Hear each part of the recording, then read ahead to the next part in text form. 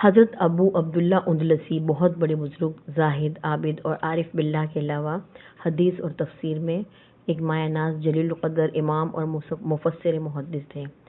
کہا جاتا ہے کہ آپ کو 30,000 حدیثیں حفظ تھیں اور قرآن مجید کو تمام روایت میں قرأت سبع عشرہ پڑھتے تھے۔ ایک مرتبہ آپ نے سفر کا ارادہ کیا اور آپ کے تلامذہ اور مریدین کی جماعت میں سے بہت سے تلامذہ اور مریدین بھی آپ کے ساتھ چلنے لگے، جن میں حضرت جنید بغدادی اور حضرت شبلی بھی تھے۔ حضرت شبلی نے فرمایا کہ ہمارا قافلہ خدا تعالیٰ کے فضل و کرم سے نہایت امن اور امان اور آرام اور سکون کے ساتھ منزل بمنزل مقصود کی طرف جا رہا تھا، آگے بڑھ رہا تھا۔ ہمارا گزر عیسائیوں کی ایک بستی پر ہوا۔ نماز کا وقت ہو چکا تھا، لیکن پانی نہ ہونے کی وجہ سے ہم اب تک نماز ادا نہ کر سکے تھے۔ ہم نے بستی میں پہنچ کر پانی تلاش کیا۔ ہم نے پوری بستی کا چکر لگایا اور اس دوران ہم چند مندروں اور گرجا گھروں پر پہنچے، جن میں آفتاب پرستوں، یہودیوں اور صلیب پرستوں، نصرانیوں کے راہبان اور پادریوں کا مجمع تھا۔ کوئی آفتاب کو پوجتا، کوئی آگ کی پوجا کرتا اور کوئی صلیب کو اپنا قبلہ حاجات بنائے ہوئے تھا۔ ہم نے جب یہ دیکھا تو ہم کو بہت تعجب ہوا اور ہم ان لوگوں کی کم عقلی اور گمراہی پر حیرت کرتے ہوئے آگے بڑھے۔ آخر ہم گھومتے گھومتے بستے کے کنارے پر ایک کنویں پر پہنچے، جس پر چند نوجوان لڑکیاں پانی بھر کر ایک دوسرے کو پلا رہی تھیں۔ اتفاق سے شیخ مرشد حضرت ابو عبداللہ اندلسی کی نظر ان لڑکیوں میں سے ایک لڑکی پر پڑی، جو کہ اپنے خداداد حسن و جمال میں سبز لڑکیوں سے ممتاز ہونے کے ساتھ ساتھ خوبصورت زیور اور لباس سے بھی آراستہ تھی۔ شیخ کی آنکھیں اس کی آنکھوں سے چار ہوتے ہی حالت بدلنے لگی اور چہرہ بدلنے لگا۔ اس انتشار تباہ کی حالت میں شیخ اس کے پاس موجود لڑکیوں سے مخاطب ہو کر کہنے لگے، یہ کس کی لڑکی ہے؟ لڑکیوں نے جواب دیا کہ اس بستی کے سردار کی لڑکی ہے۔ شیخ نے کہا، پھر اس کے باپ نے اس کو اتنا ذلیل کیوں بنا رکھا ہے کہ کنویں سے خود ہی پانی بھرتی ہے؟ کیا اس کا باپ اس کے لیے کوئی نوکر نہیں رکھ سکتا جو اس لڑکی کی خدمت کرے؟ لڑکیوں نے کہا، کیوں نہیں، مگر اس کا باپ ایک نہایت عقیل اور سمجھدار آدمی ہے۔ اس کا مقصود یہ ہے کہ یہ لڑکی اپنے باپ کے مال و متاع، خشم و خدم پر تکبر کرتے ہوئے کہیں اپنی فطری اخلاق خراب نہ کر بیٹھے اور نکاح کے بعد شوہر کے یہاں جا کر اس کی خدمت میں کوئی کسر نہ چھوڑے۔ حضرت شبلی فرماتے ہیں کہ شیخ ابو عبداللہ اندلسی اس کے بعد سر جھکا کر بیٹھ گئے اور پورے 3 دن اسی طرح گزر گئے کہ نہ کچھ کھاتے، نہ کچھ پیتے اور نہ کسی سے بات کرتے۔ اسی حالت میں 3 دن گزر گئے۔ البتہ جب نماز کا وقت آتا تو نماز ادا کرتے تھے۔ مریدین اور تلامذہ کی کثیر تعداد شیخ کے ساتھ تھی، لیکن سب سخت پریشانی میں تھے، کوئی تدبیر نظر نہیں آتی تھی۔ حضرت شبلی فرماتے ہیں کہ تیسرے دن یہ حالت دیکھ کر میں نے آگے قدم بڑھایا، تعجب اور پریشان حال میں کہا، کچھ تو فرمائیں، کیا وجہ ہے؟ شیخ نے قوم کی طرف متوجہ ہو کر فرمایا، میرے عزیزوں، میں اپنی حالت تم سے کب تک چھپا سکوں گا؟ پرسوں میں نے جس لڑکی کو دیکھا ہے، اس کی محبت مجھ پر اتنی غالب ہو چکی ہے کہ میرے تمام اعضاء اور جوارح پر اسی کا تسلط ہے۔ اب یہ ناممکن ہے کہ میں سرزمین کو چھوڑ دوں۔ حضرت شبلی نے فرمایا، اے میرے آقا، آپ اہل عراق کے پیر و مرشد ہیں اور علم و فضل اور زہد و عبادت میں شہرۂ آفاق ہیں۔ آپ کے مریدین کی تعداد اس وقت 12,000 ہے، بہت ہو چکا۔ قرآن مجید کے طفیل سے ہمیں ان سب کو رسوا نہ کیجیے۔ شیخ نے فرمایا، میرے عزیزوں، میرا اور تمہارا فیصلہ تقدیر خداوندی ہو چکا ہے۔ مجھ سے ولایت کا لباس سلب کر لیا گیا ہے اور مجھ سے ہدایت کی علامات اٹھا لی گئی ہیں۔ شیخ نے یہ کہہ کر رونا شروع کر دیا اور فرمایا، اے میرے قوم، فیصلہ قدرت کی طرف سے ہو چکا ہے، اب یہ کام میرے بس کا نہیں ہے۔ حضرت شبلی فرماتے ہیں کہ ہمیں اس عجیب و غریب واقعے پر بڑا تعجب ہوا اور ہم نے حسرت سے رونا شروع کر دیا۔ شیخ بھی ہمارے ساتھ رو رہے تھے، یہاں تک کہ زمین آنسوؤں کے امنڈ آنے والے سیلاب سے تر ہو گئی۔ اس کے بعد ہم مجبور ہو کر اپنے وطن بغداد کی طرف لوٹے۔ لوگ ہمارے آنے کی خبر سن کر شیخ ابو اندلسی کی زیارت کے لیے شہر بغداد سے باہر استقبال کے لیے آئے اور لوگ شیخ ابو عبداللہ کو ہمارے درمیان نہ دیکھ کر سبب دریافت کیا کہ شیخ صاحب کیوں نہیں آئے، وہ کہاں ہیں؟ ہم نے سارا واقعہ لوگوں کو بتا دیا۔ واقعہ سن کر لوگوں میں کوہرام مچ گیا۔ شیخ ابو اندلسی کے مریدوں میں سے جماعت کی کثیر تعداد اسی غم و حسرت میں اسی وقت عالم آخرت کو سدھار گئے اور باقی لوگ گڑ گڑا کر خدا بے نیاز کی بارگاہ میں دعائیں کرنے لگے کہ اے مقلب القلوب، ہمارے شیخ کو ہدایت دے اور پھر اپنے مرتبے پر لوٹا دے۔ شیخ کے جانے کے بعد بغداد کی تمام خانقاہیں بند ہو گئیں اور 1 سال تک اسی غم و افسوس میں شیخ کے فراق میں لوٹتے رہے۔ خبر تو لیں کہ کہاں ہے، کس حال میں ہے۔ چنانچہ ہماری ایک جماعت نے شیخ کی طرف سفر کیا اور اس گاؤں میں پہنچ کر لوگوں کے ہجوم سے دریافت کیا تو گاؤں والوں نے بتایا کہ وہ تو جنگل میں سور چرا رہے ہیں۔ ہم نے کہا، خدا کی پناہ، یہ کیا ہو گیا؟ گاؤں والوں نے بتایا کہ شیخ نے سردار کی لڑکی سے منگنی کرنا چاہی تو اس کے باپ نے اس شرط پر منظور کیا کہ وہ جنگل میں سور چرایا کرے گا۔ شیخ نے ہاں کر دی، چنانچہ شیخ سور چرانے کی خدمت پر مامور ہے۔ ہم یہ سن کر ہکا بکا ہو گئے اور غم سے ہمارے کلیجے پھٹنے لگے، آنکھوں سے بے ساختہ آنسوؤں کا طوفان امڑنے لگا۔ بمشکل ہم اپنے تمام دل کو تھام کر اس جنگل میں پہنچے جہاں شیخ سور چرا رہے تھے۔ ہم نے دیکھا شیخ پر نصارہ کی ٹوپی ہے، وہ کمر میں زنار بندھی ہوئی ہے اور اس پر لاٹھی ٹیک لگائے ہوئے ہیں، خنزیروں کے سامنے کھڑے ہیں جس لاٹھی سے وہ واعظ و خطبے کے وقت سہارا لیا کرتے تھے۔ شیخ کی اس حالت نے ہمارے زخموں پر نمک پاشی کا کام کیا۔ شیخ نے ہمیں اپنی طرف آتا دیکھ کر اپنا سر جھکا لیا۔ ہم نے قریب پہنچ کر السلام علیکم کہا۔ شیخ نے دبی ہوئی آواز میں وعلیکم السلام کہا۔ حضرت شبلی، اے شیخ، علم و فضل اور حدیث و تفسیر کے ہوتے ہوئے بھی آج آپ کا یہ حال ہے۔ شیخ اندلسی، میرے بھائیوں، یہ میں نے اپنے اختیار سے نہیں کیا، میرے مولا نے مجھے جیسا چاہا ویسا ہی کر دیا اور اس قدر مقرب بنانے کے بعد جب چاہا مجھے اپنے دروازے سے دور پھینک دیا۔ اس کے فیصلے کو کون ٹال سکتا ہے؟ اے میرے عزیزوں، خدا بے نیاز کے قہر و غضب سے ڈرو، اپنے علم و فضل پر غرور نہ ہو۔ اس کے بعد شیخ نے آسمان کی طرف نظر اٹھا کر کہا، اے میرے مولا، میرا گمان تیرے بارے میں تو ایسا نہ تھا کہ تو مجھے ذلیل و خوار کر کے اپنے دروازے سے نکال دے گا۔ اور یہ کہہ کر خدا سے استغاثہ کرنا اور رونا شروع کر دیا۔ شیخ نے آواز دے کر کہا، اے شبلی، اپنے غیر کو دیکھ کر عبرت حاصل کرو۔ حدیث میں ہے یعنی نیک بخت وہ ہے جو دوسروں کو نصیحت کرے۔ حضرت شبلی نے رونے کی وجہ سے لہراتی ہوئی آواز سے نہایت دردناک لہجے میں کہا، اے پروردگار، ہم تجھ سے ہی طلب کرتے ہیں اور تجھ ہی سے استغاثہ کرتے ہیں، ہر کام میں ہم کو تجھ پر ہی بھروسہ ہے، ہم سے اس مصیبت کو دور فرما دے۔ اس مصیبت کو تیرے سوا کوئی دور کرنے والا نہیں۔ خنزیر ان کا رونا اور ان کی دردناک آواز سنتے ہی سب کے سب وہیں جمع ہو گئے اور زمین پر مرغ بسمل کی طرح لوٹنا، تڑپنا اور چلانا شروع ہو گئے۔ چنانچہ یہ میدان حشر کا نمونہ بن گیا۔ ادھر حضرت شیخ حسرت کے عالم میں زار و قطار رو رہے تھے۔ حضرت شبلی نے فرمایا، شیخ، آپ حافظ قرآن ہیں اور قرآن کو ساتوں قرأت سے پڑھا کرتے ہیں، اب بھی آپ کو اس کی کوئی آیت یاد ہے؟ شیخ نے فرمایا، اے عزیزوں، مجھے قرآن کی 2 آیت کے سوا کچھ بھی یاد نہیں رہا۔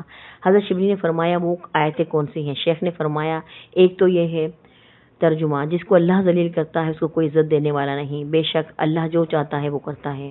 اور دوسری آیت یہ ہے، جس نے ایمان کے بدلے کفر اختیار کیا، تحقیق وہ سیدھے راستے سے گمراہ ہو گیا۔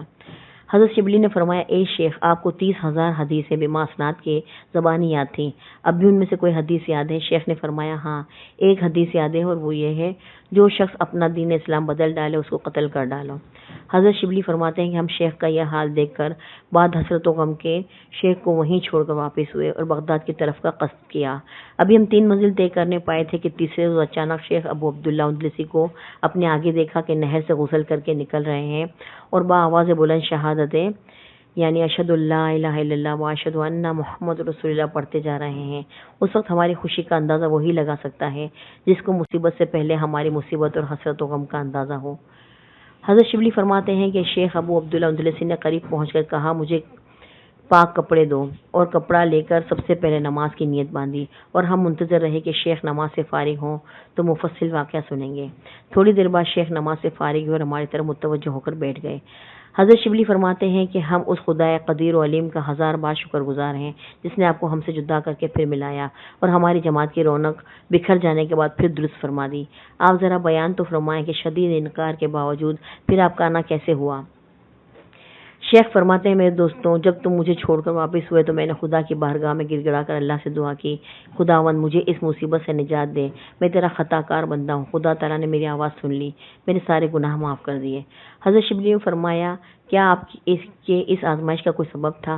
حضرت شیخ نے فرمایا، ہاں، جب ہم گاؤں میں اترے اور بت خانوں اور گرجا گھروں پر ہمارا گزر ہوا، آتش پرستوں، صلیب پرستوں کو غیر اللہ کی عبادت میں مشغول دیکھ کر میرے دل میں تکبر و بڑائی پیدا ہوئی کہ ہم مومن موحدین اور یہ کمبخت کیسے جاہل اور احمق ہیں کہ بے حس و بے شعور چیزوں کی پرستش کرتے ہیں۔ مجھے اسی وقت یہ غیب سے آواز آئی کہ یہ ایمان اور توحید جو کچھ بھی تمہارا ذاتی کمال نہیں، یہ سب کچھ ہماری توفیق سے ہے۔ کیا تم اپنے ایمان کو اپنے اختیار میں سمجھتے ہو جو ان کو حقیر سمجھتے ہو؟ اور اگر تم چاہو تو ہم تمہیں ابھی بتلا دیں۔ اور مجھے اسی وقت یہ احساس ہوا کہ گویا ایک پرندہ میرے قلب سے نکل کر اڑ گیا جو کہ در حقیقت ایمان تھا۔ حضرت شبلی نے فرمایا کہ اس بعد ہمارا قافلہ نہایت خوشی اور کامیابی کے ساتھ بغداد پہنچا۔ سب مریدین شیخ کی زیارت اور ان کے دوبارہ قبول اسلام سے خوشیاں منا رہے تھے۔ خانقاہیں، حجرے کھول دیے گئے۔ بادشاہ وقت شیخ کی زیارت کے لیے حاضر ہوا اور کچھ ہدیہ پیش کیے۔ شیخ پھر اپنے قدیم شغل میں مشغول ہو گئے اور وہی حدیث و تفسیر، واعظ و تعلیم و تربیت کا دور شروع ہو گیا۔ خداوند عالم نے شیخ کو بھلایا ہوا علم پھر عطا فرما دیا، بلکہ اس نسبتاً پہلے سے ہر علم میں ترقی تھی۔ تلامذہ کی تعداد 40,000 ہو گئی۔ اسی حالت میں ایک مدت گزر گئی۔ ایک روز ہم صبح کی نماز پڑھ کر شیخ کی خدمت میں بیٹھے تھے کہ اچانک کسی شخص نے حجرے کا دروازہ کھٹکھٹایا۔ میں دروازے پر گیا تو دیکھا ایک شخص سیاہ کپڑوں میں لپٹا ہوا کھڑا ہے۔ حضرت شبلی نے فرمایا، آپ کون ہیں؟ کہاں سے آئے ہیں؟ کیا مقصود ہے؟ آنے والے نے کہا، اپنے شیخ ابو اندلسی سے کہہ دو وہ لڑکی جس کو آپ فلاں گاؤں میں چھوڑ کر آئے تھے آپ کی خدمت کے لیے حاضر ہے۔ سچ ہے، جب کوئی خدا تعالیٰ کا ہو جاتا ہے تو سارا جہاں اس کا ہو جاتا ہے، اور جو اللہ تعالیٰ سے منہ موڑ لیتا ہے تو ہر چیز اس سے منہ موڑ لیتی ہے۔ حضرت شبلی فرماتے ہیں کہ میں شیخ کے پاس گیا، واقعہ بیان کیا۔ حضرت شیخ سنتے ہی زرد ہو گئے اور خوف سے کانپنے لگے۔ اس کے بعد اس لڑکی کو اندر آنے کی اجازت دی۔ لڑکی شیخ کو دیکھتے ہی زاروں قطار رونے لگی۔ شدت غم دم لینے کی اجازت نہیں دیتا تھا کہ یہ کچھ کلام کرے۔ شیخ نے لڑکی سے مخاطب ہو کر فرمایا، تمہارا یہاں کیسے آنا ہوا اور یہاں تک تمہیں کس نے پہنچایا؟